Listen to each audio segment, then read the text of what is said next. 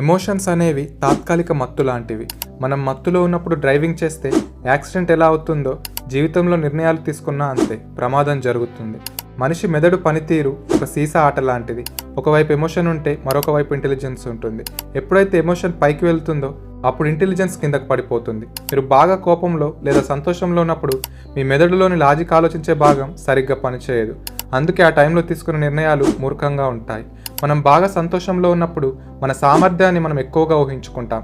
ఆ పని నేను చేసి పెడతానులే, డబ్బులు నేను సర్దుతానులే అని మాటిచ్చేస్తాం. ఆ సంతోషం దిగిపోయాక రియాలిటీ గుర్తొస్తుంది.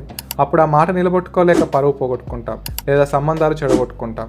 సంతోషంలో ఉన్నప్పుడు ఎప్పుడు వాగ్దానం చేయకండి. బాధలో ఉన్నప్పుడు మనకు లోకమంతా చీకటిగా నిరాశగా కనిపిస్తుంది. భవిష్యత్తు మీద నమ్మకం పోతుంది. ఒక చిన్న గొడవ రాగానే ఉద్యోగం మానేయడం, బంధాన్ని తెంచేసుకోవడం లేదా ఆత్మహత్య వంటి ఆలోచనలు చేయడం ఇవి మనకు ప్రమాదం. ఇక్కడ మనం చేసే అతిపెద్ద తప్పేంటంటే ఒక తాత్కాలిక సమస్యకు శాశ్వతమైన పరిష్కారం వెతకడం.